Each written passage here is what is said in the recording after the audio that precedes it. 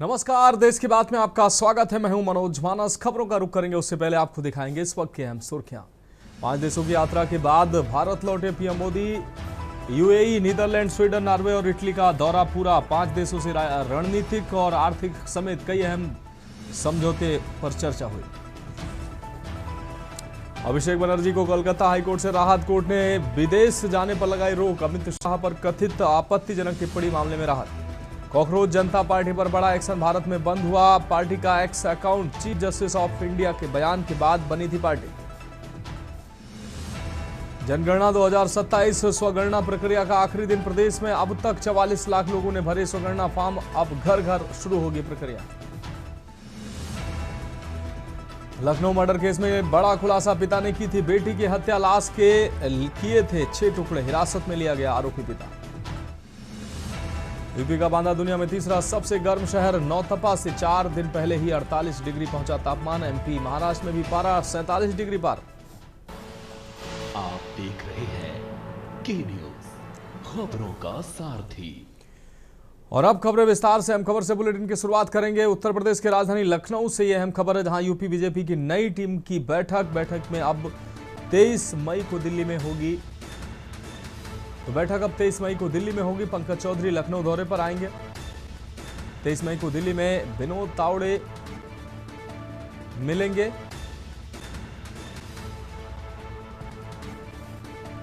तो 23 मई को दिल्ली में विनोद तावड़े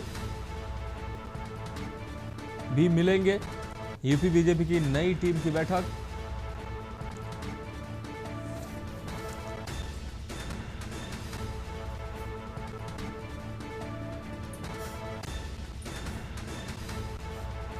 पंकज चौधरी लखनऊ दौरे पर आएंगे। अब बढ़ेंगे अगली खबर की ओर। लखनऊ से अहम खबर है, योगी सरकार का बड़ा फैसला। विश्वविद्यालयों महाविद्यालयों में ड्रेस कोड अनिवार्य किया गया है। समानता, अनुशासन और सामाजिक समरसता पर फोकस के उद्देश्य से यह फैसला लिया गया है। राज्यपाल आनंदीबेन पटेल के निर्देश पर लागू होगी व्यवस्था। छात्र छात्राओं में हीन भावना, भेदभाव कम करने पर जोर। शिक्षण संस्थानों में अनुशासित वातावरण बनाने की पहल। शिक्षा व्यवस्था में गुणवत्ता, संस्कार दोनों पर विशेष ध्यान। तो राज्यपाल आनंदीबेन पटेल के निर्देश पर लागू होगी व्यवस्था। छात्र छात्राओं में हीन भावना, भेदभाव कम करने पर जोर। शिक्षण संस्थानों में अनुशासित वातावरण बनाने की पहल। और अब बात अगली खबर की करेंगे। लखनऊ से अहम खबर है, मेयर के वित्तीय प्रशासनिक अधिकार रुके। हाई कोर्ट ने वित्तीय और प्रशासनिक अधिकार रोके हैं। डीएम की अनुमति से जारी होंगे वित्त संबंधी मामले। पार्षद को शपथ न दिलाने के मामले में हाईकोर्ट सख्त। तो डीएम की अनुमति से जारी होंगे वित्त संबंधी मामले। पार्षद को शपथ न दिलाने के मामले में हाईकोर्ट सख्त हुआ। तो लखनऊ से इस वक्त की अहम खबर सामने आ रही है।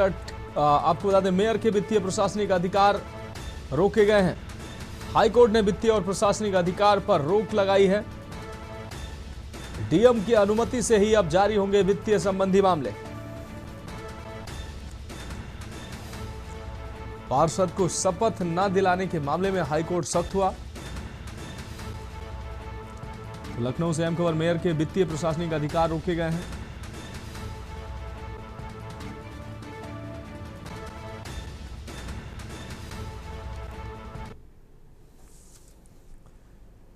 अब बढ़ेंगे अगली खबर की ओर। लखनऊ से अहम खबर है, जहां मुख्यमंत्री योगी आदित्यनाथ ने अपने सरकारी आवास 5 कालिदास मार्ग लखनऊ में प्रदेश में चल रही पीएससी परियोजनाओं की प्रगति की समीक्षा की है। आपको बता दें, पीएसपी परियोजनाओं की प्रगति की समीक्षा की है।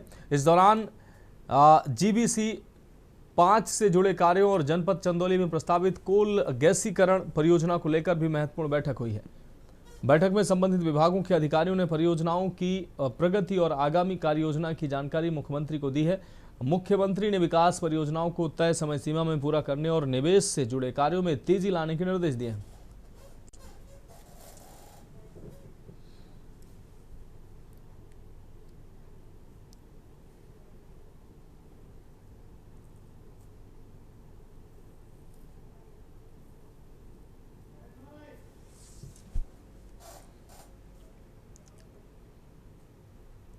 रुक करेंगे अगली खबर का। लखनऊ में समाजवादी पार्टी ने उत्तर प्रदेश की वोटर लिस्ट को लेकर गंभीर सवाल उठाए हैं। अखिलेश यादव के निर्देश पर सपा प्रतिनिधिमंडल ने मुख्य निर्वाचन अधिकारी को ज्ञापन सौंपकर डुप्लीकेट और मृतक मतदाताओं के नाम हटाने की मांग की है। सपा का दावा है कि मैनपुरी, करहल, भोगांव, श्रावस्ती और झांसी समेत कई विधानसभा क्षेत्रों की वोटर लिस्ट में बड़े पैमाने पर गड़बड़ियां हैं।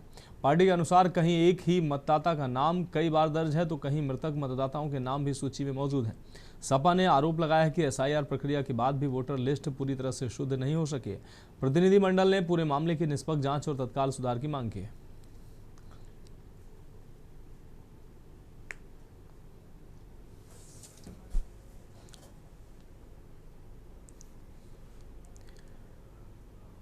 अब बढ़ेंगे अगली खबर की ओर। लखनऊ के ऐशबाग स्थित रस्तोगी इंटर कॉलेज में आयोजित लेखपाल भर्ती परीक्षा को लेकर विवाद खड़ा हो गया है। अभ्यर्थियों ने परीक्षा समय में गड़बड़ी और अनियमितता के आरोप लगाए हैं। इस दौरान परीक्षार्थियों का दावा है कि परीक्षा का निर्धारित समय सुबह 10 से 12 बजे तक था, लेकिन कुछ अभ्यर्थियों को दोपहर 2 बजे तक परीक्षा दिलाई गई। मामले को लेकर परीक्षा केंद्र पर हंगामे जैसी स्थिति बन गई और निष्पक्षता को लेकर सवाल उठने लगे। इस पूरे घटनाक्रम का वीडियो भी सोशल मीडिया पर तेजी से वायरल हो रहा है।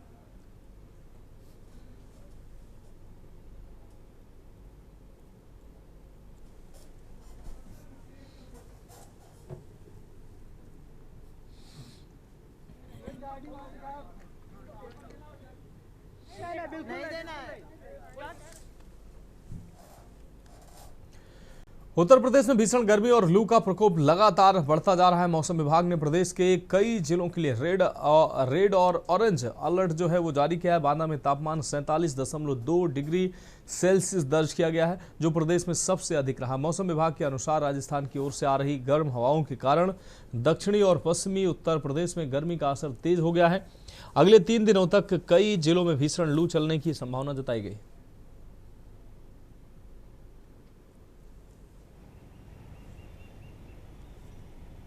लगातार गर्मी बढ़ती जा रही है। मौसम का पारा अगर हम बात करें तो कहीं 45-46 डिग्री पार कर रहा है। जैसे कि बांदा जो आज तक का रिकॉर्ड तोड़ते हुए 48 डिग्री तक रिकॉर्ड किया गया है। हमारे साथ बात करने के लिए मौसम वैज्ञानिक दानिश जी हैं, उनसे बात करते हैं कि किस तरह से मौसम बढ़ रहा है, इसका क्या कारण है। तो जिस तरह से मौसम में बढ़ोतरी हो रही है, इसका मुख्य कारण क्या है? देखिए, मुख्य कारण ये है कि पिछले 4-5 दिनों से लगातार गर्म पछुआ हवाएं बनी हुई हैं, जो कि रेगिस्तानी इलाके थार मरुस्थल से आ रहा है। तो कहीं ना कहीं और ये हवा का इंटेंसिटी भी काफ़ी ज़्यादा है, तो इस वजह से तापमान में लगातार पिछले 4-5 दिनों से बढ़ रहा है। तो कहीं ना कहीं अपने पीक लेवल पर पहुँच गया। अब यही कंटिन्यूटी में आगे अगले 4-5 दिन बना रहेगा। अभी कब तक जिस तरह से मौसम किन जिलों के लिए अलर्ट किया गया है, रेड अलर्ट और ऑरेंज अलर्ट जैसे कहा जा रहा है, तो किन किन जिलों के लिए मुख्यतः ये अलर्ट किया गया है? देखिए, जिले की बात करें तो जो हमारा बांदा है, साउथ ये बुंदेलखंड रीजन है, झांसी है, हमीरपुर है, जालौन है, आगरा है, प्रयागराज है, वहाँ पर जो सदर्न पोर्शन है वहाँ पर रेड अलर्ट है। बाकी और जगह ऑरेंज अलर्ट है और कुछ जगह येलो अलर्ट भी है। तो कुछ अगर कुल मिला के कहें तो जो सदर्न का रीजन है, एमपी से जो सटे हुए जो रीजन है, वहाँ पर रेड अलर्ट जारी है। आपने देखा कि मौसम विभाग द्वारा एडवाइजरी जारी की जा रही है कि अभी 1 हफ्ते तक इसी तरह से मौसम रहेगा। अभी कहीं बढ़ती धूप और लू हवाएं चलने की भी संभावना है, इससे तेज भी गर्मी हो सकती है।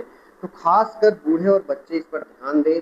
जो अगर काम हो तभी जरूरत हो तभी घर से निकले, अन्यथा घर से ना निकले। अगर निकलना ही जरूरी है तो अपने साथ वो तलाल पदार्थ लेकर निकले, पानी लेकर निकले, जिससे गर्मी का कहीं ना कहीं असर कम हो और लू लगने की संभावना कम हो जाए। के न्यूज इंडिया के लिए आनंद सिंह चौहान, लखनऊ। बढ़ेंगे अगली खबर की ओर। लखनऊ के बीकेटी थाना क्षेत्र स्थित तेजस हॉस्पिटल में इंटर की एक छात्रा से दुष्कर्म का सनसनीखेज मामला प्रकाश में आया है। पीड़िता ने अस्पताल के डॉक्टर विजय कुमार गिरी पर गंभीर आरोप लगाए हैं। बताया जा रहा है कि छात्रा 3 दिन पहले मानसिक मिर्गी के दौरे के इलाज के लिए अस्पताल पहुंची थी। घटना के बाद छात्रा की तबीयत बिगड़ गई, जिसके बाद पुलिस ने उसे मेडिकल परीक्षण के लिए भेजा। परिजनों की शिकायत पर बीकेटी पुलिस और एसीपी आकाश मौके पर पहुंचे और अस्पताल का निरीक्षण किया। फिलहाल आरोपी डॉक्टर को हिरासत में लेकर पूछताछ की जा रही है।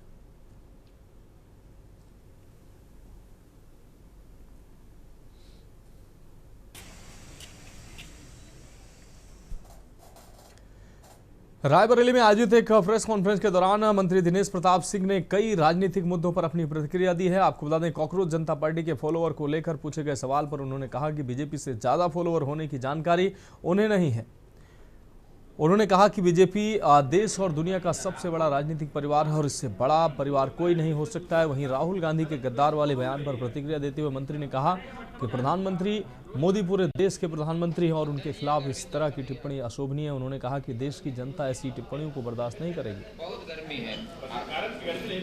अरे हम लोग तो निरीह प्राणी पूरे दिन खड़े रहे स्वागत में इतना। अब ये सवाल मेरी समझ से परे है कि बीजेपी से ज्यादा अगर फॉलोअर हो गए हैं तो ये आप जानो, मैं इसके बारे में कुछ नहीं जानता। मैं तो जानता हूं कि देश और दुनिया के सबसे बड़ा परिवार भारतीय जनता पार्टी है, उससे ऊपर तो कोई दूसरा नहीं है। और अगर आपके संज्ञान में है तो आप मेरा ज्ञानवर्धन कर रहे हैं। मैं कोशिश करूंगा मैं जानूं कि ये क्या है। मैं धन्यवाद देता हूं उत्तर प्रदेश के यशस्वी मुख्यमंत्री जी का, जो जनप्रतिनिधियों का सम्मान कर रहे हैं। और मैं उम्मीद करता हूं कि जो कुछ भी फैसला होगा राज्य के पंचायत प्रतिनिधियों के सम्मान के हक में होगा। राज्य के पंचायत प्रतिनिधियों का सम्मान कोई निर्वाचित प्रतिनिधि ही कर सकता है।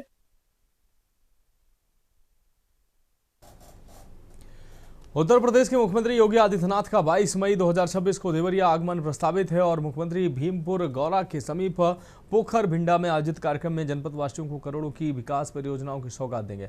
इस दौरान कार्यक्रम स्थल यातायात और सुरक्षा व्यवस्था को लेकर पुलिस प्रशासन द्वारा पुख्ता इंतजाम किया जा रहा है। बताया जा रहा है कि मुख्यमंत्री के प्रस्तावित दौरे के दौरान जनपद वासियों को कुल 655 करोड़ 45 लाख रुपए की लागत की 19 विकास परियोजनाओं का लाभ मिलेगा। इनमें 116 करोड़ 54 लाख रुपए की 8 परियोजनाओं का लोकार्पण और 538 करोड़ और 91 लाख रुपए की 11 परियोजनाओं का शिलान्यास किया जाएगा।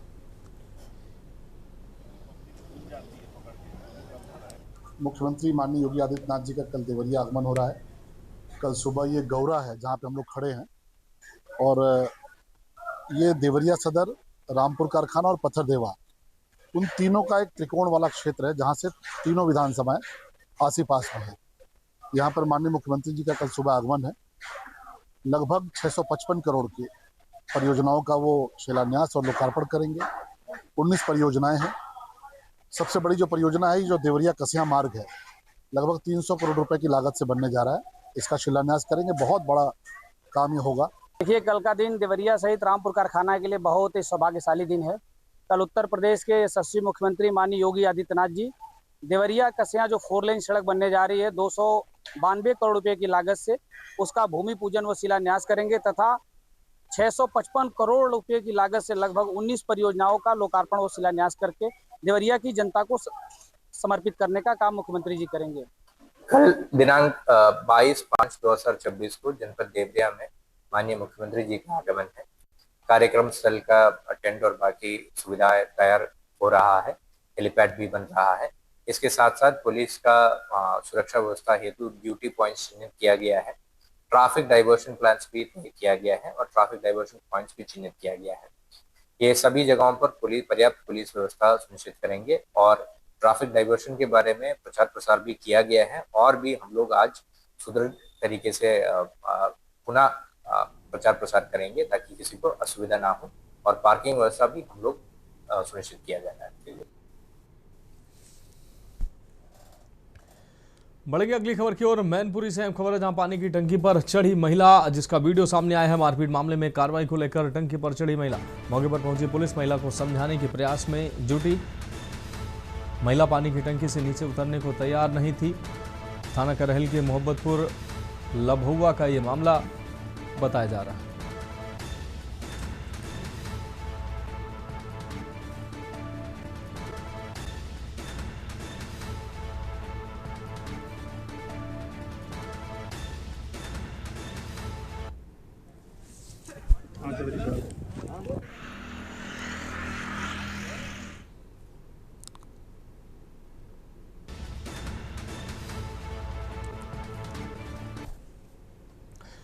खबरों करेंगे अगली खबर का। आपको बता दें, खड़ी गाड़ियों में लगी आग, हड़कंप मच गया। आग लगने से थाना गेट से चंद कदम की दूरी पर यह आग की घटना सामने आई है। गाड़ियां जलती देख मची चीख पुकार। लाइन बाजार थाने के पास का ये पूरा मामला है।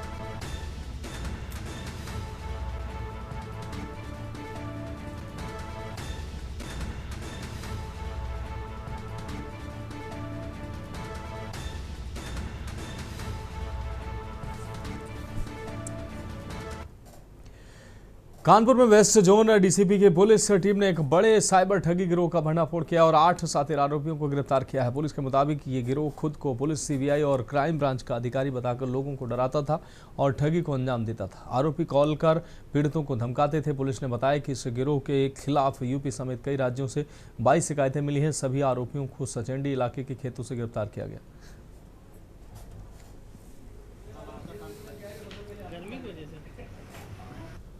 इसमें कुल 8 व्यक्तियों की अरेस्टिंग किया गया है थाना क्षेत्र सचेंडी से। ये भीमसेन क्षेत्र के रहने वाले हैं। इनका मॉडस ऑपरेंडी ये था कि ये अपने आप को पुलिस अधिकारी, कई बार क्राइम ब्रांच का अधिकारी बन करके ये कॉल करते थे लोगों को। उसके बाद इनको डराते धमकाते थे, कहते थे कि आपके मोबाइल में चाइल्ड पोर्नोग्राफी देखी गई है और इसलिए आपके खिलाफ गंभीर धाराओं में मुकदमा दर्ज किया जाएगा और आपको पुलिस द्वारा जेल भेज दिया जाएगा। जो सामने वाला व्यक्ति है, जब वो कई बार कन्विंस नहीं होता था तो ये लोग उसको आश्वासन दिलाने के लिए कई बार इसमें पीछे से हूटर्स की आवाज़ भी ये लोग मोबाइल से निकालते थे, जिससे कि सामने वाले को ये कंफर्म हो जाए कि ये अधिकारी है।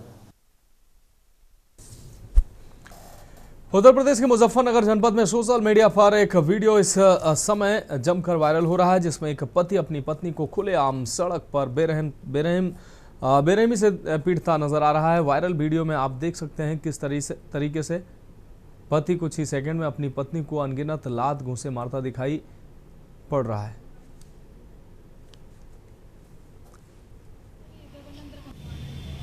आज थाना सिविल लाइंस के संज्ञान में सोशल मीडिया के माध्यम से एक वीडियो आया, जिसमें एक पति अपनी पत्नी को मारता हुआ नजर आ रहा है।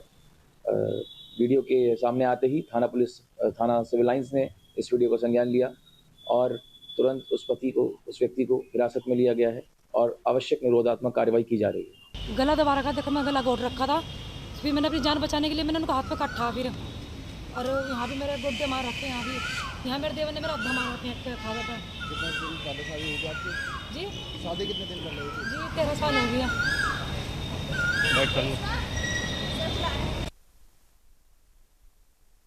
बढ़ेंगे अगली खबर की ओर। खबर बुलंदशहर से है, जहां एसडीएम शिकारपुर रविंद्र प्रताप सिंह ने बताया कि तहसील क्षेत्र के चकला की ग्राम प्रधान बिमला देवी के पुत्र के नेतृत्व में तहसील परिसर में जारी धरना दबाव बनाने की नियत से जारी है। उन्होंने बताया कि नियमों की अनदेखी करते हुए ग्राम प्रधान ने बिना स्वीकृत किए जमीन आवंटन कर दिया।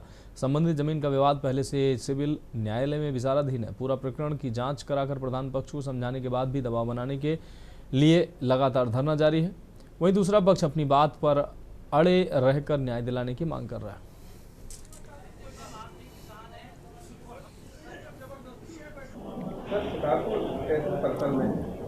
चाकलाई ग्राम प्रधान पुत्र के द्वारा धरना दिया जा रहा है, किस बात को लेकर दिया जा रहा था? चाकला ग्राम प्रधान पुत्र के द्वारा एक प्रस्ताव किया गया है गाटा संख्या 973 में, जिस पर उन्होंने सोसाइटी भवन बनाने का प्रस्ताव किया है और उसके बगल का गाटा संख्या 971 है। इन दोनों गाटों में एक तो नक्शे को लेकर विवाद है। विपक्षी द्वारा श्री विजेंद्र राघव द्वारा ये अवगत कराया गया कि धारा 30 का एक मुकदमा इसको लेकर विचाराधीन है। परेशान है। क्या परेशान हो? ये परेशान है, न तो खत के तैयार लाने में लगे, खत मिले ना, और जो नालों जो पानी चल रहा है रास्ता में जो लोग गिरते हैं उनके। नहीं, आप तो प्रधान हो, तो नाला और वो पानी की समस्या तो आप दूर कराएंगे। कौन नहीं सुनना? क्यों? अभी इन्होंने भेजे वापस कर ले। एक सोसाइटी का हमारे यहाँ प्रस्ताव किया था हमने किस गांव का? चाकला। 5 और जी 5 तारीख 12वें महीना में उसका एजेंडा मुनादी हुई और 12/25 को उसका प्रस्ताव हो गया। प्रस्ताव स्वीकृत हो गया है। उसकी हमें डोरेबंदी कराने के लिए कई बार टीम बनी और टीम बनने के बाद में आज टीम गई मैं फोर्स के SDM साहब के कहने पर। कुछ देर बाद ही वो टीम जो है किसी व्यक्ति का फ़ोन आता है और कुछ देर बाद ही वापसी आ जाती है। बिजनौर के किशोर के जम्मू कश्मीर में कथित धर्म परिवर्तन मामले में नया मोड़ सामने आया है। रिपोर्ट दर्ज होने के बाद बिजनौर पुलिस किशोर और आरोपी वसीम को कश्मीर से लेकर वापस पहुंची। पूछताछ के बाद किशोर को उसके परिजनों के सुपुर्द कर दिया गया। गांव पहुंचने पर किशोर का ढोल नगाड़ों के साथ स्वागत किया गया और मंदिर ले जाकर शुद्धिकरण की रस्म भी कराई गई। बताया जा रहा है कि किशोर का आरोपी वसीम की बेटी से प्रेम प्रसंग था और इसी के चलते कथित तौर पर धर्म परिवर्तन कराया गया। पुलिस पूरे मामले की जांच कर रही है और कानूनी कार्रवाई की बात कह रही है। थाना कोतवाली क्षेत्र में दिनांक 18/5/2026 को एक व्यक्ति द्वारा यह अभियोग पंजीकृत कराया गया था कि उसके नाबालिग पुत्र को एक अन्य आरोपी वसीम द्वारा जम्मू एंड कश्मीर ले जाया गया और वहां पर कतिपय रूप से उसका धर्म परिवर्तन करा दिया गया। इस संबंध में जो पीड़ित युवक था, जो नाबालिग था, उसे सकुशल बरामद कर लिया गया था और पूर्व में इसके संबंध में अवगत भी करा दिया गया था। आज विस्तृत पूछताछ के क्रम में उससे यह तथ्य सामने आए हैं कि जो आरोपी है उससे यह पूर्व में परिचित था और उसके माध्यम से ही सैलून आदि का आजीविका हेतु उसने कार्य सीखा था और आरोपी द्वारा अपनी पुत्री से विवाह के प्रलोभन के क्रम में आरोपी के कहने पर उसने कुपवाड़ा जनपद में मणिगाह में एक मस्जिद में अपना धर्म परिवर्तन किया। इस संबंध में आरोपी को हिरासत में लिया गया है और उससे पूछताछ की जा रही है तथा अग्रिम विधिक कार्रवाई सुनिश्चित की जा रही है। जी, मेरा लड़का मेरे घर आया, मुझे बहुत अच्छा लग रहा है। मैं धन्यवाद करता हूं विधायक मौसम भैया जी का, जो उन्होंने मेरा लड़का मेरे पास पहुंचा दिया। आभारी हूं उनका, बार बार धन्यवाद करता हूं। ताकि उन्होंने लद्दाख से जो 25 मजदूर मंगवाए थे, मैं उनके लिए भी उनका धन्यवाद करता हूं, जो उन्होंने हमारा हिंदू धर्म में, सनातन में पूरा साथ हमारा दिया। सिर्फ मैं यही कहना चाहता हूं। अच्छा, इसमें जो वसीम जो था, इसमें जो इसे ले गया था, आप क्या उसने दगा की आपके साथ में? जी, उसने हमारे साथ बहुत बड़ी दगा करी। देखिए, मैंने परसों भी एक बात कही थी, जो बात ये निकल के आई थी कि विशाल उर्फ हमजा पहले बिजनौर में वो अपने माता पिता के साथ सकुशल रह रहा था। फिर वसीम नाम का व्यक्ति उसे रोजगार के सिलसिले में कश्मीर लेके गया और वहाँ से ये बात निकल के आई कि विशाल का धर्मांतरण हो चुका है। मैंने 3 बात कही थी, स्वेच्छा, दबाव और लालच। तीनों विषय पर जांच होनी चाहिए और बेगुनाह जेल ना जाए और कसूरवार बचे ना। आज भी हम उसी स्टैंड पे हैं। बढ़ेंगे अगली खबर की ओर। बलिया में कांग्रेस कार्यकर्ताओं ने ग्राम प्रधानों के कार्यकाल को बढ़ाने की मांग को लेकर मुख्यमंत्री को पत्र भेजा है। जिलाधिकारी के माध्यम से भेजे गए इस पत्र में कहा गया है कि पंचायती राज विभाग के तहत चुने गए ग्राम प्रधानों का कार्यकाल 26 मई को समाप्त हो रहा है, लेकिन समय रहते चुनाव नहीं कराए गए। कांग्रेस कार्यकर्ताओं का आरोप है कि सरकार प्रशासक नियुक्त करने की तैयारी में है। ऐसे में मांग की गई है कि जब तक नए चुनाव नहीं कराए जाते तब तक मौजूदा ग्राम प्रधानों का कार्यकाल बढ़ाया जाए।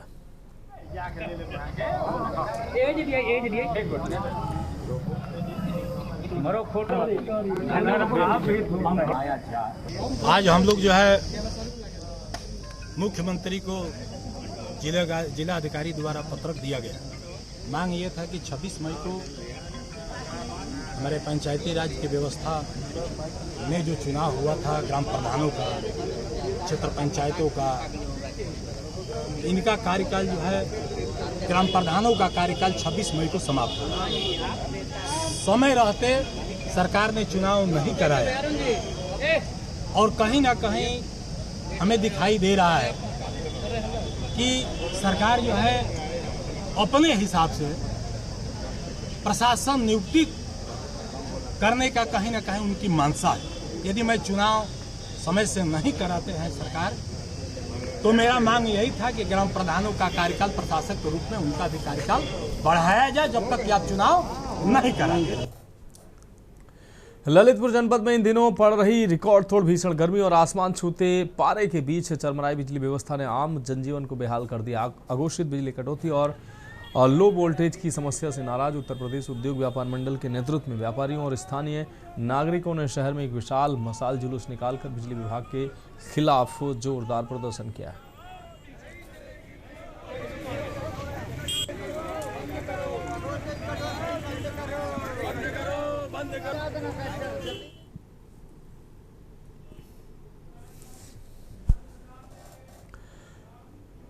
खबरों में रुकेंगे एक ब्रेक के लिए, जल्द हाजिर होंगे।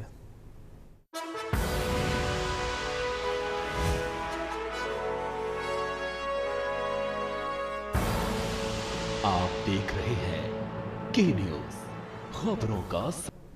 ब्रेक के बाद देश की बात में एक बार फिर से आपका स्वागत है। बढ़ेंगे अगली खबर की ओर। महिला एवं बाल यौन शोषण से संबंधित अपराधों पर प्रभावी अंकुश लगाने और इंटरनेट पर अश्लील सामग्री पर रोक लगाने के अभियान में सोनभद्र साइबर सेल को बड़ी सफलता हाथ लगी है। पुलिस अधीक्षक अभिषेक वर्मा के कड़े निर्देशन में कार्रवाई करते हुए साइबर थाना पुलिस ने सोशल मीडिया पर चाइल्ड पोर्नोग्राफी और अश्लील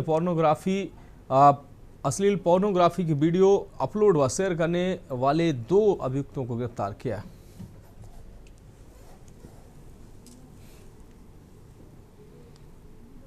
सोनभद्र पुलिस द्वारा 2 अभियुक्तों को गिरफ्तार किया गया है, जिनका नाम सैफ और राहुल कुमार है।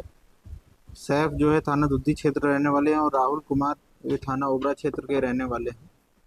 सोनभद्र पुलिस को national centre for missing and exploited child द्वारा एक सूचना साझा की गई थी, जिसके माध्यम से उन्होंने अवगत कराया था कि ये 2 व्यक्ति जो जनपद सोनभद्र के हैं, ये चाइल्ड पोर्नोग्राफी और अश्लील वीडियो अपलोड कर रहे हैं लगातार, जिसमें कम उम्र के बच्चों के कई वीडियो ऑनलाइन पोर्टल्स पे इनके द्वारा अपलोड किए गए हैं। इन दोनों व्यक्ति को चाइल्ड टिपलाइन के माध्यम से प्राप्त सूचना के अनुसार गिरफ्तार किया गया। अगली खबर मेरठ से है, जहां रिहायशी इलाके के अंदर चल रहे अवैध असलाह फैक्ट्री का पुलिस ने भंडाफोड़ किया है। आपको बता दें, लिसाड़ी गेट पुलिस और स्वाट टीम की संयुक्त कार्रवाई में 2 हथियार तस्करों को गिरफ्तार किया गया है, जबकि 2 आरोपी मौके से फरार हो गए। कार्रवाई के दौरान पुलिस ने 3 अवैध पिस्टल, कई तमंचे और मैगजीन बरामद की है। साथ ही हथियार बनाने की भारी मात्रा में उपकरण भी मिले हैं। बताया जा रहा है कि घर के अंदर ही अवैध हथियार तैयार किए जा रहे थे, जिनकी सप्लाई दिल्ली, NCR समेत कई जिलों में की जाती थी। फिलहाल पुलिस ने आरोपियों के खिलाफ गंभीर धाराओं में मुकदमा दर्ज कर लिया है और फरार आरोपियों की तलाश में दबिश दी जा रही है। देखिए, पिछले महीनों से ही लगातार वरिष्ठ पुलिस अधीक्षक महोदय जनपद मेरठ सर के निर्देशन में लगातार ये भी अवैध असला फैक्ट्री और इसके साथ में खरीद फरोख्त करने वाले गिरोह के ऊपर प्रभावी कार्रवाई हो रही है। इसी के अनुपालन में ही आज जो हमारे थाना लिसाड़ी गेट है और शहर की जो हमारी सिटी की स्वाट टीम है, सर्विलांस टीम है, इनके द्वारा एक बेहतरीन गुणवत्ता करते हुए एक ऐसी प्रकार की शस्त्र फैक्ट्री जो अवैध तरीके से संचालित की जा रही थी, इसको धर दबोचा गया है। साथ में भारी मात्रा में इसमें जो उपकरण इस्तेमाल किए जाते हैं भविष्य में और इसमें जो अवैध शस्त्र की निर्मित हो जाती है, उसको भी बरामद किया है। साथ में 3 बने बनाए पिस्टल और 2 अर्ध बने पिस्टल, 20 मैगजीन भी बरामद की है।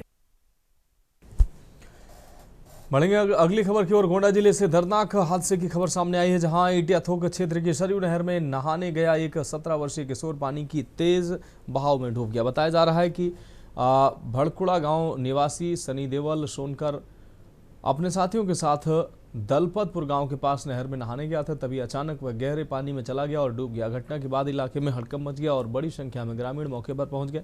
सूचना मिलने पर पुलिस और स्थानीय गोताखोरों की मदद से किशोर की तलाश शुरू कर दी गई है और सर्च अभियान लगातार जारी। हादसे की खबर से परिवार में कोहराम मचा हुआ है और परिजनों का रो रो कर बुरा हाल है।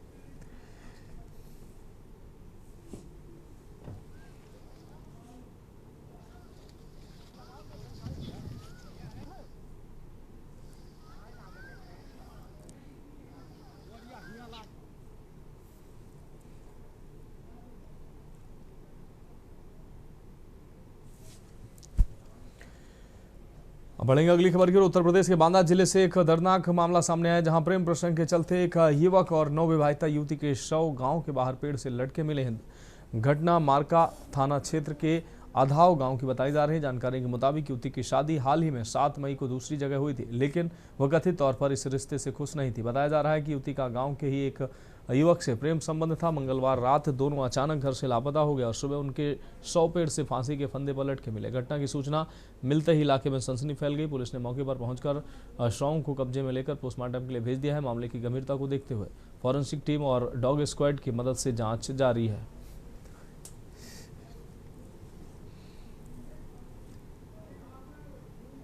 बांदा थाना मरका के ग्राम आधाओं से सुबह सूचना मिली कि एक गांव के बाहर एक युवक और युवती एक पेड़ से लटके हुए हैं। इस सूचना पर तत्काल थाना मरका पुलिस मौके पर पहुंची, फिर यूनिट को बुलाया गया, शव को कब्जे में लिया गया। पंचायतनामा पोस्टमार्टम की कार्रवाई की जा रही है। परिजनों से वार्ता की गई और जो जानकारी की गई उससे ये पता चला है कि युवती की शादी 7 मई को हुई थी। ससुराल से लौट कर के गाँव आई हुई थी। कल रात में 10 बजे और सज करके कहीं निकल गई। परिजन उसकी तलाश कर रहे थे। सुबह जानकारी मिली कि गांव के ही एक अन्य युवक के साथ वो एक ही पेड़ से दोनों लटके हुए पाए गए हैं। सूचना पर पुलिस के द्वारा कार्रवाई की गई है और इस प्रकरण में पूरे और भी जानकारी की जा रही। तथ्यों के आधार पर आगामी कार्रवाई की जा रही है। रामपुर में ओवरलोड वाहनों और खनन माफियाओं के खिलाफ प्रशासन ने बड़ी कार्रवाई की है। उत्तराखंड सीमा से सटे इस इलाके में लंबे समय से ओवरलोड वाहनों के जरिए खनन सामग्री की ढुलाई की शिकायतें मिल रही थी, जिस पर अब सख्ती बढ़ा दी गई है। जिलाधिकारी अजय कुमार द्विवेदी के निर्देश पर जगह जगह निगरानी चौकियां स्थापित की गई और सीसीटीवी कैमरों के जरिए वाहनों पर नजर रखी जा रही है। इसी क्रम में ARTO राजेश कुमार श्रीवास्तव की अगुवाई में परिवहन विभाग की टीम ने लगभग 2 दर्जन से अधिक ओवरलोड वाहनों पर कार्रवाई की है। इन वाहनों पर करीब 6.5 लाख रुपए का जुर्माना प्रस्तावित किया गया।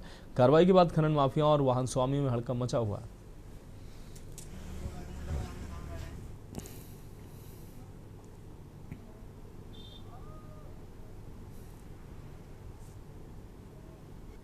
कल रात 11 बजे से लेकर सुबह 6 बजे तक जो है हमारे परिवहन विभाग के प्रवर्तन दल द्वारा यानी मेरे द्वारा और PTO के द्वारा जो है तथा शहर कोतवाल और विभिन्न थानों के पुलिस के माध्यम से जो है निरंतर कार्रवाई की गई है। और उस कार्रवाई के दौरान जो है टोटल जो है 6 ओवरलोड वाहनों को बंद किया गया है विभिन्न थानों में।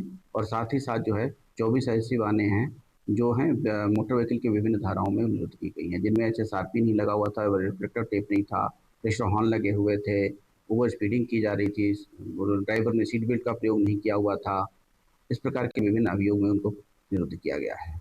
कितने और ये टोटल वाहन जो है 30 वाहनें टोटल निरुद्ध की गई हैं विभिन्न थानों में और उन पर जो है लगभग 6.5 लाख रुपए का जुर्माना लगाया। बढ़ेंगे अगली खबर की ओर। नोएडा में पुलिस ने अंतर्राज्यीय सातिर वाहन चोर गिरोह का भंडाफोड़ किया। थाना 58 पुलिस ने चेकिंग के दौरान 4 आरोपियों को गिरफ्तार किया, जिनकी पहचान पुष्पेंद्र, राजू, ब्रजेश और लोकेश के रूप में हुई है। पुलिस ने इनके कब्जे से चोरी की 15 मोटरसाइकिलें बरामद की हैं, जिनकी कीमत लगभग 10 लाख रुपए बताई जा रही है। बताया जा रहा है कि आरोपी दिन में छोले भटूरे की दुकान लगाकर लोगों को गुमराह करते थे और रात में रेकी कर बाइक चोरी की वारदातों को अंजाम देते थे। सभी आरोपियों के खिलाफ कई थानों में दर्जनों आपराधिक मामले पहले से दर्ज हैं। फिलहाल पुलिस आगे की पूछताछ में जुटी है। देखिए, नोएडा जोन में पुलिस आयुक्त महोदया के निर्देशन में अपराध एवं अपराधियों के विरुद्ध कार्रवाई लगातार प्रचलित है। आज इसी क्रम में SHO सेक्टर 58 के द्वारा 4 शातिर वाहन चोरों को गिरफ्तार किया गया है, जिनके कब्जे से 15 मोटरसाइकिल बरामद हुई हैं, 2 अवैध चाकू बरामद हुए हैं और इनका जो मास्टरमाइंड है शिवपाल नामक व्यक्ति वो अभी फरार है। इन चारों अभियुक्त गढ़ों के कब्जे से 15 मोटरसाइकिल जो बरामद हुई हैं, उनमें से 10 मोटरसाइकिल जो है विभिन्न थाना क्षेत्रों में उस संबंध में प्रथम सूचना रिपोर्ट जो है वो अंकित है। ये चारों व्यक्ति लगातार NCR क्षेत्र में सक्रिय रह करके वाहन चोरी की घटनाओं को अंजाम दे रहे थे। ये मूलतः जनपद संभल के रहने वाले थे। अगली खबर बलिया से है, जहां अघोषित बिजली कटौती, लो वोल्टेज और बार बार ट्रिपिंग की समस्या से त्रस्त छात्रों की जहां पढ़ाई प्रभावित हो रही है, वहीं आम जनजीवन भी बुरी तरह से प्रभावित है। इस समस्या से निजात पाने के लिए छात्रों व स्थानीय लोगों ने जिलाधिकारी को ज्ञापन सौंपकर निर्बाध विद्युत आपूर्ति सुनिश्चित करने की मांग की है।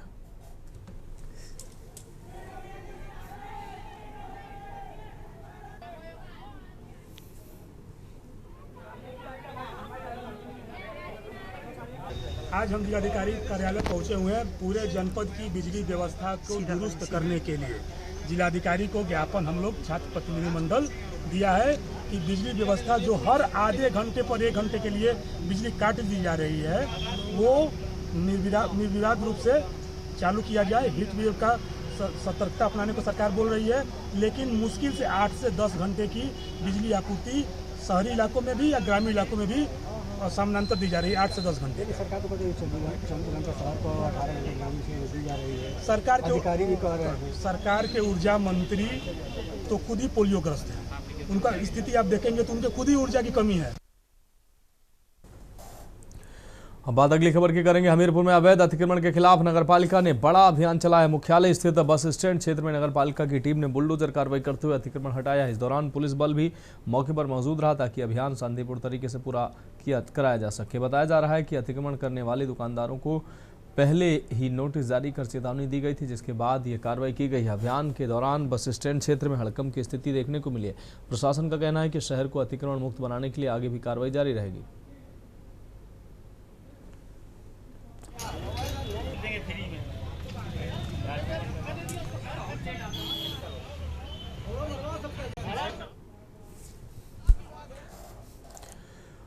अब बढ़ेंगे अगली खबर की ओर। बुलंदशहर में लेखपाल भर्ती परीक्षा के दौरान बड़ा फर्जीवाड़ा पकड़ा गया। उत्तर प्रदेश अधीनस्थ सेवा चयन बोर्ड की परीक्षा में एक अभ्यर्थी की जगह दूसरे व्यक्ति की परीक्षा देने का मामला सामने आया।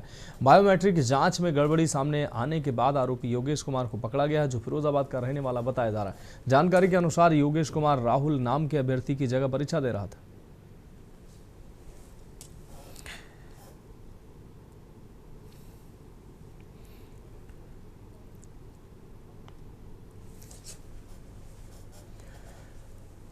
अब बढ़ेंगे अगली खबर की ओर। खबर उन्नाव से है, जहां उन्नाव में खेत के किनारे एक युवक का शव मिलने से आपको ज्यादा इलाके में सनसनी फैल गई। सूचना पर पहुंची पुलिस ने शव को कब्जे में लेकर पंचनामा भरकर पोस्टमार्टम के लिए जिला अस्पताल भेज दिया है। मृतक की पहचान लखनऊ के थाना पारा क्षेत्र निवासी देव विश्नानी के रूप में हुई है। बताया जा रहा है कि शव के पास से कई नशीले इंजेक्शन भी बरामद हुए, जिससे ओवरडोज के कारण मौत की आशंका जताई जा रही है।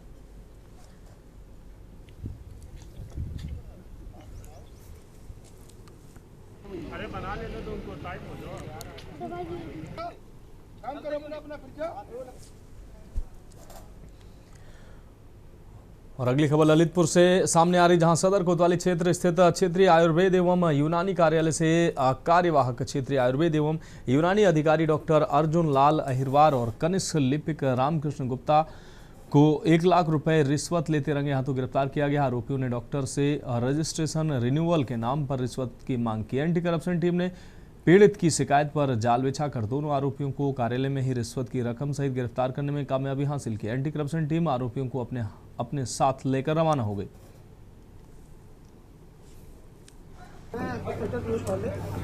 टीम प्रभारी सर, अभी आज गिरफ्तारी हुई है, किस तरह से गिरफ्तारी की है, कौन थे और क्या रिश्वत ले रहे थे, क्या?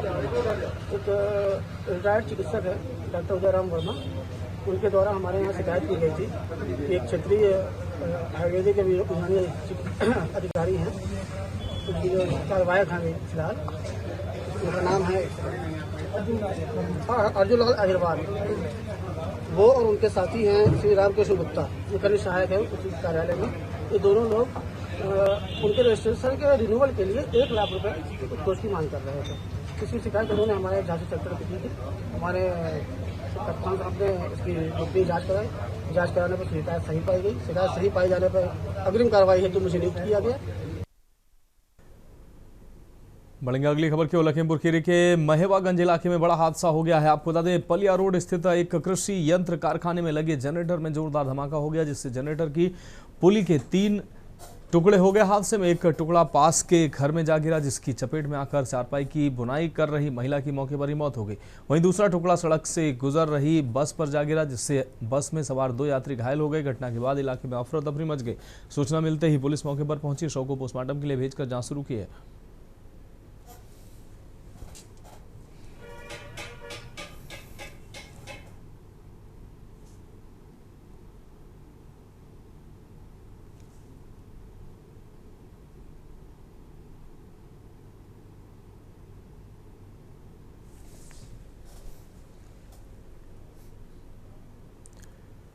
बढ़ेंगे अगली खबर की ओर। फिरोजाबाद में व्यापार मंडल ने नगर आयुक्त को ज्ञापन सौंपकर जर्जर और गड्ढायुक्त सड़क की तत्काल मरम्मत की मांग उठाई है। व्यापारियों का कहना है कि सैलरी की पुरानी सैली की पुरानी पुलिया से नगर निगम सीमा तक मुख्य सड़क की हालत बेहद खराब हो चुकी है, जिससे व्यापारियों, ग्राहकों और आम लोगों को भारी दिक्कतों का सामना करना पड़ रहा है। सड़क पर बने गहरे गड्ढों के कारण हादसों का खतरा लगातार बना हुआ है और व्यापारिक गतिविधियां भी प्रभावित हो रही। व्यापार मंडल ने चेतावनी दी कि यदि 1 सप्ताह के भीतर सड़क मरम्मत और गड्ढा मुक्त कराने का काम शुरू नहीं हुआ तो व्यापारी और क्षेत्रवासी शांतिपूर्ण धरना प्रदर्शन करेंगे। व्यापार मंडल ने 4 ज्ञापन दिए हैं आज।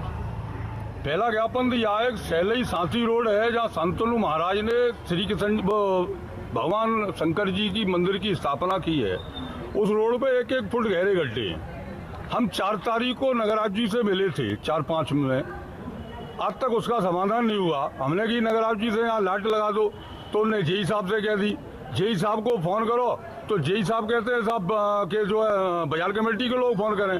बाजार कमेटी के लोग फ़ोन करते हैं तो ब्लैक लिस्ट में फ़ोन डाल दिया उन्होंने। दूसरा नंबर, एक जो है बहुत छोटा काम बताया था हमने, एक जो है ये आपका कौन सा मोहल्ला मीना तुम्हारा बघेल कॉलोनी है, वहाँ वो हो रहा है सौंदर्यीकरण। एक 50 फुट का पाइप डल जाएगा, वहाँ जो गंदा पानी भरा है वो चलने की व्यवस्था हो जाएगी, वहाँ कोई सुनने तैयार नहीं।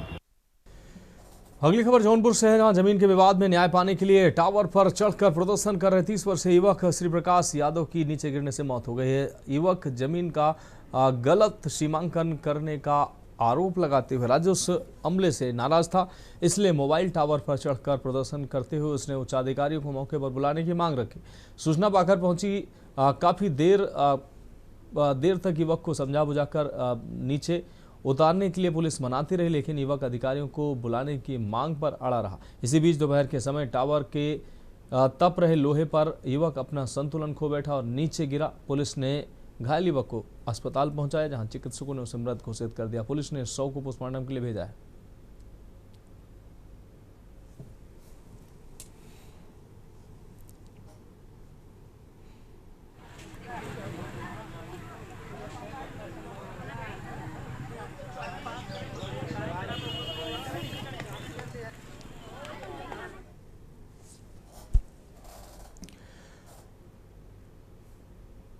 अब बढ़ेंगे अगली खबर की ओर। इंडियन नेशनल लोकदल के राष्ट्रीय अध्यक्ष अभय सिंह चौटाला और प्रदेश अध्यक्ष रामपाल माजरा ने चंडीगढ़ में एक संयुक्त पत्रकार वार्ता कर हरियाणा की भाजपा सरकार के खिलाफ मोर्चा खोल दिया। इनेलो नेताओं ने सरकार की नीतियों, मंत्रियों के फिजूल खर्च और रोजगार, साथ ही प्रदेश की चरमराती कानून व्यवस्था को लेकर कई सवाल खड़े किए हैं। साथ ही पार्टी को बूथ स्तर पर मजबूत करने के लिए एक बड़े संगठन के अभियान का ऐलान किया है।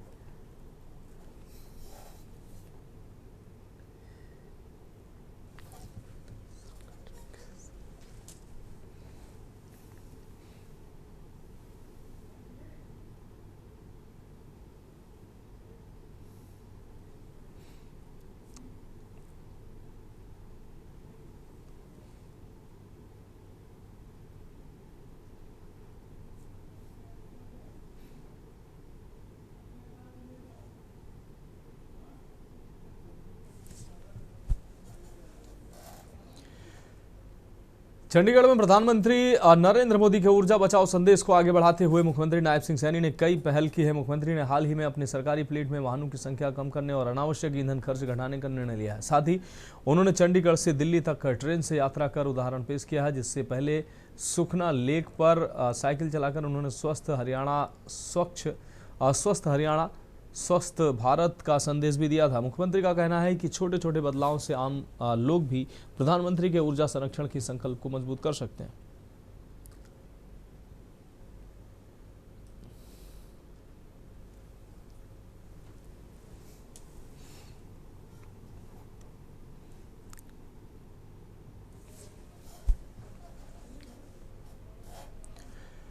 बढ़ेंगे अगली खबर की ओर। पुणे से अहम खबर है, जहां पुणे शिक्षा का घर है। ये देश भर से छात्र शिक्षा के लिए यहां आते हैं। प्रोफेसर शिवराज मोंगगांवकर पुणे में प्राइवेट क्लास ले रहे थे। इस दौरान हजारों करोड़ की संपत्ति जमा करने वाले शिवराज मोंगगांवकर को हाल ही में पुणे पुलिस ने गिरफ्तार किया है।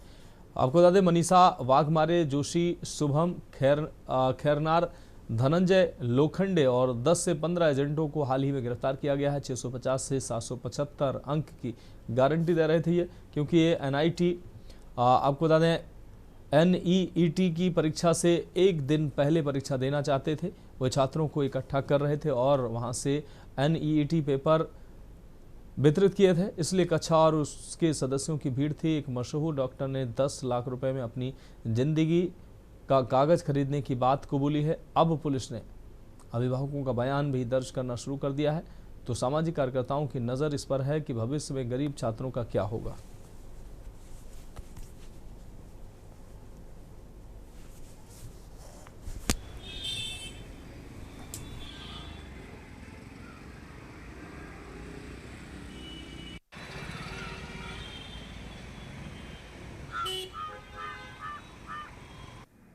जो एजुकेशन का गढ़ माना जाता है, वही गढ़ में नीट पेपर फूटी की बड़े पैमाने से नीट पेपर के फूटी में से लोगों को अरेस्ट किया गया है। प्राइवेट कॉलेज के क्लासेस के प्राचार्य मोटेगांवकर और नीट के एग्ज़ाम के जो लोग हैं नीट वाले अधिकारियों को भी अटक किया गया है। इसमें स्टूडेंट की क्या हालत हो सकती है, ये जानने के लिए हम डॉक्टर PT गायकवाड़ से ही बात करेंगे। डॉक्टर गायकवाड़ सर, आप भी बताइए कि ये कितनी बड़ी गहरी समस्या है। नमस्कार, मैं doctor PT Gaikwad consulting surgeon Pune से बात कर रहा हूँ। जो नीट का पेपर लीक हो गया है वो खाली महाराष्ट्र में नहीं लीक हुआ, वो पूरे इंडिया में लीक हो गया है और उसमें 22 लाख स्टूडेंट्स का फ्यूचर खतरे में आ गया है। तो 22 लाख स्टूडेंट, इसका मतलब कम से कम 22 लाख फैमिली का जो फ्यूचर है वो खतरे में आ गया है। मगर इस बार प्रशासन उनको क्या सजा देगी, इसके ऊपर क्या बात कर सकते हैं आप? के लिए प्रशासन का जो है, अभी NTA के समझो कि कोई अधिकारी, चेयरमैन, पेपर सेटर, ट्रांसलेटर, ये सब इसके लिए जिम्मेदार है और ये सब लोगों को सजा होनी चाहिए, उनको अरेस्ट करना चाहिए। धन्यवाद डॉक्टर साहब, आपने जो भी बात बड़ी बोल दी है, इसमें से आगे का देखेंगे। आज महत्वपूर्ण बैठक दिल्ली में हो रही है एजुकेशन नीट की एग्जाम पेपर फूटी पे बड़ी, इसमें से सब पूरे भारतवासियों का ध्यान लगा हुआ है। महाराष्ट्र से के न्यूज इंडिया, किशोर समिंदर, महाराष्ट्र, पुणे। बढ़ेंगे अगली खबर की ओर। चंडीगढ़ में युवाओं और आम नागरिकों के अधिकारों की रक्षा को लेकर एक नए वैचारिक आंदोलन की रूपरेखा तैयार किए जाने का दावा किया गया। प्रेस वार्ता में कहा गया है कि ये लड़ाई किसी राजनीतिक दल के रूप में नहीं, बल्कि उस पूरी पीढ़ी की आवाज बनकर लड़ी जा रही है जिसे अक्सर व्यवस्था द्वारा गलत शब्दों में संबोधित किया जाता है। वक्तव्य में संविधान का हवाला देते हुए कहा गया कि हर नागरिक को अपनी सरकार से सवाल पूछने और जवाब मांगने का पूरा अधिकार है। साथ ही युवाओं के साथ कथित दोहरे मापदंड पर सवाल उठाते हुए कहा गया कि जो युवा देश की सेवा, टैक्स और विकास में योगदान देता है, उससे सवाल पूछने पर अपमानित नहीं किया जाना चाहिए।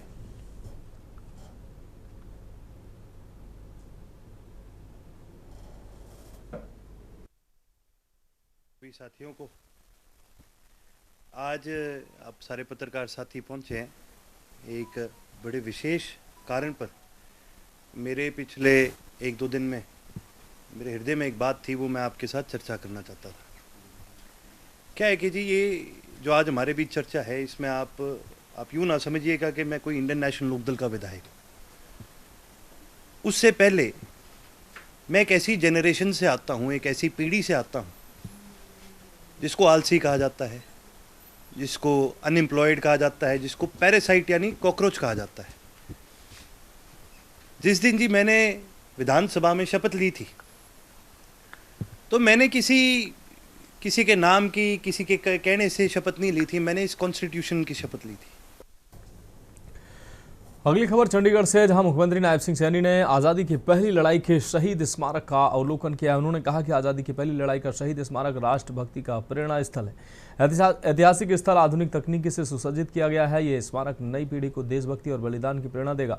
स्मारक का कार्य अब अंतिम चरण में पहुंच चुका है, जहां पहुंचकर वीर शहीदों को श्रद्धांजलि देकर हर भारतीय स्वयं को गौरवान्वित महसूस कर सकेगा। पहले स्वतंत्रता संग्राम सेनानियों सहित गुमनाम वीरों की गौरव गाथा को यहाँ जीवंत किया जा रहा है।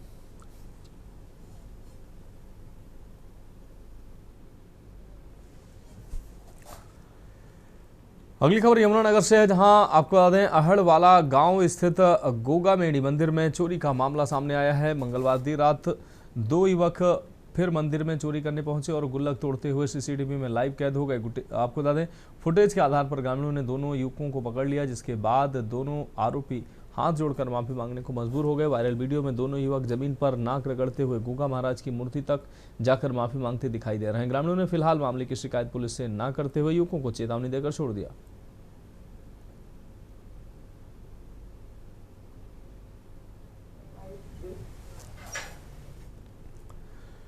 मुख्यमंत्री विष्णुदेव साय ने आज सुशासन तिहार 2026 के अंतर्गत सूरजपुर जिले के आपको बता दें रामानुजनगर पटना में आयोजित समाधान शिविर में आमजन से संवाद करते हुए कहा कि सुशासन तिहार जनता की समस्याओं के समाधान का अभियान है, जिसके माध्यम से शासन और प्रशासन स्वयं लोगों के द्वार तक पहुंचकर उनकी शिकायतों, समस्याओं और जन आवश्यकताओं का निराकरण सुनिश्चित कर रहा है। उन्होंने कहा कि राज्य सरकार का लक्ष्य शासन की योजनाओं का अंतिम व्यक्ति तक पहुंचाना है और आम नागरिकों को बेहतर से बेहतर सुविधाएं उपलब्ध कराना है। सब गांव में ठीक तो है,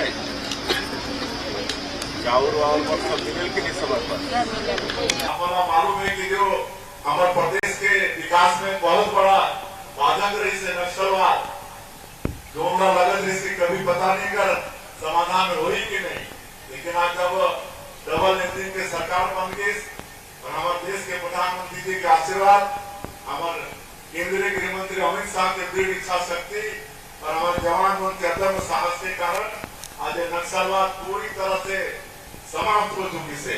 अब बस्तर क्षेत्र में भी तेजी से वहाँ हम विकास के काम शुरू करते हैं, तो हमारा छत्तीसगढ़ ला एक विकसित छत्तीसगढ़ के रूप में खड़ा करना है। सब लाभ सबके सहयोग बहुत जरूरी हुई।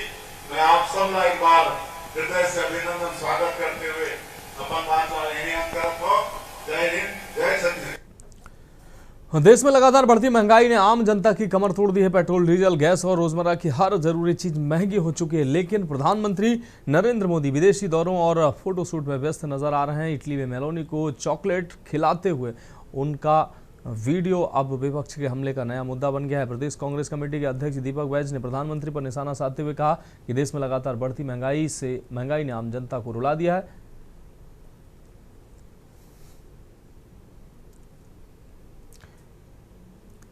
उन्होंने इसी बीच प्रधानमंत्री नरेंद्र मोदी के विदेश दौरों और फोटोशूट पर भी सवाल उठाए हैं। का रेट बढ़ गया, गैस मिल नहीं रहा है, गैस का रेट बढ़ गया और सभी जरूरतमंद चीजें महंगी हो गई। नमक, तेल, हल्दी, मिर्च से लेके सभी दाल, चावल, दूध सब महंगा हो गया है और पता नहीं आने वाला समय में महंगाई और कहां जाएगी। इस महंगाई से देश की जनता लड़ रही है, परेशान है। कई घरों में चूल्हा नहीं जल रहा है और प्रधानमंत्री कहते हैं कि घर से काम करो, पेट्रोल डीजल कम भराओ। राजधानी रायपुर के स्वामी विवेकानंद एयरपोर्ट से इस वक्त की एक बेहद दुखद और बड़ी खबर सामने आई है। आपको बता दें एयरपोर्ट परिसर के भीतर आज एक बड़ा हादसा हुआ है, जहां सीलिंग रिपेयरिंग का काम कर रहे एक इलेक्ट्रीशियन की 30 फीट की ऊंचाई से गिरकर मौत हो गई। मृतक की पहचान 32 वर्षीय कुबेर साहू के रूप में हुई है, जो धमतरी जिले का रहने वाला था। बताया जा रहा है कि वेटिंग हॉल में काम के दौरान संतुलन बिगड़ने से यह हादसा हुआ है, जिसके बाद उसे तत्काल अस्पताल ले जाया गया, लेकिन डॉक्टरों ने उसे मृत घोषित कर दिया। इस घटना के बाद मृतक के परिजनों ने एयरपोर्ट प्रबंधन और ठेकेदार पर सुरक्षा मानकों में लापरवाही का गंभीर आरोप लगाया। 12 बजे लगभग जानकारी हुई थी, 401 नंबर मोबाइल है कि आपके कौन बोला, तो बोली कि कुबेर चंद के पिताजी बोला, तो क्या कहता, हाँ बोले होंगे ना। तो फिर कि पहले तो बहुत सीरियस है बोली, गिर के बहुत सीरियस गए। ठीक 15 मिनट बाद फिर फोन लगे कि नहीं वो खत्म हो गए और बहुत जल्दी एयरपोर्ट आए थे, ठीक है, माना के पास ही पहले वो। उकर बाद में बोला कुछ समय बाद में फिर मोर दमान फोन करे कि बाबू घटना सही है रे, तो आ जाए से। उकर बाद में आया हो तब वहाँ पंचनामा लिखाई, ऐसे दस्तर बदतर हुई और बाद में जहाँ से गिरे चल दिखाबो कि यहाँ लाने हैं। एयरपोर्ट में जो फॉल सीलिंग लगा हुआ है वहाँ से लाइटिंग का काम करता है, वो इलेक्ट्रिशियन है। एक ठेकेदार के अंदर में काम करता है, वो रिपेयरिंग के लिए चढ़ा हुआ था, उसके साथ में एक और लड़का था, दोनों साथ में।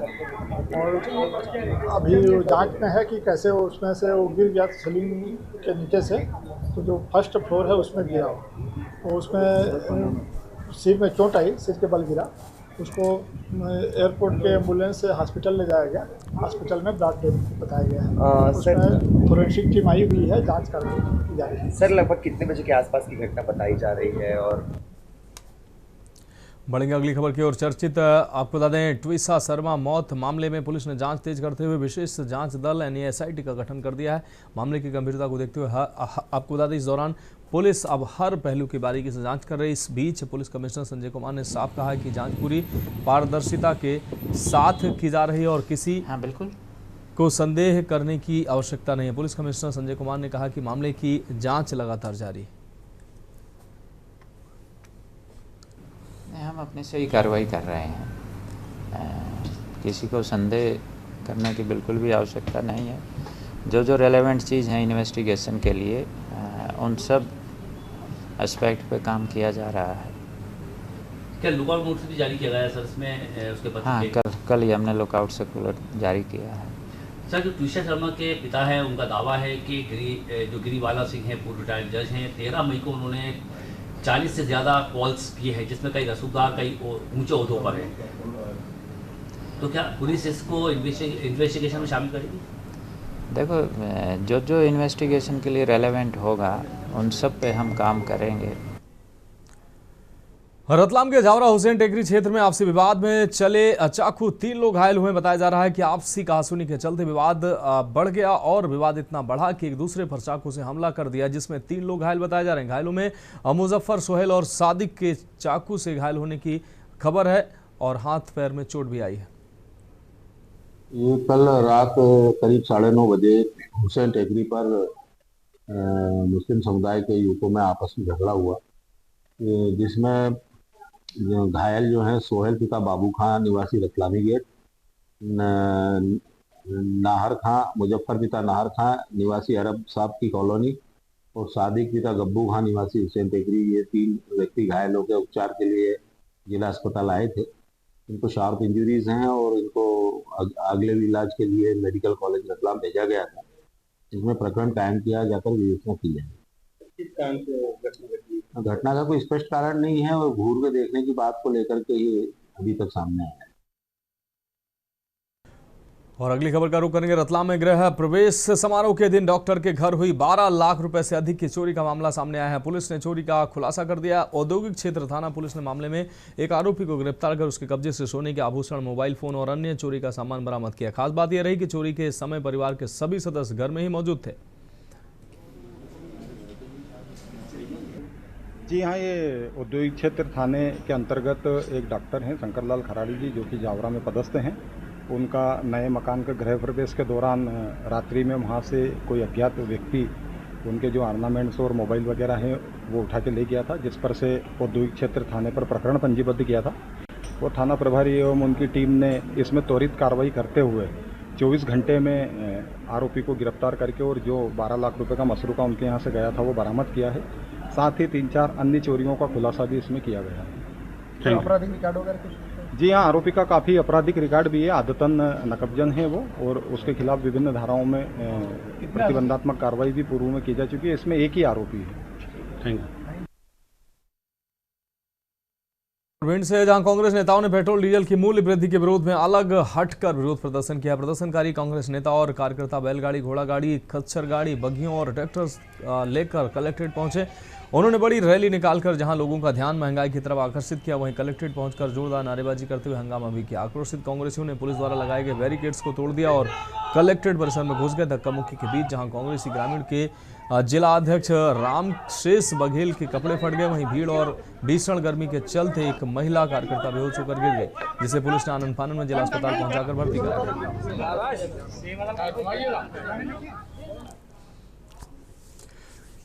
फिलहाल देश की बात में इतना ही। मुझे दीजिए इजाजत और आप देखते रहिए के न्यूज इंडिया। आप देख रहे हैं के न्यूज, खबरों का सारथी।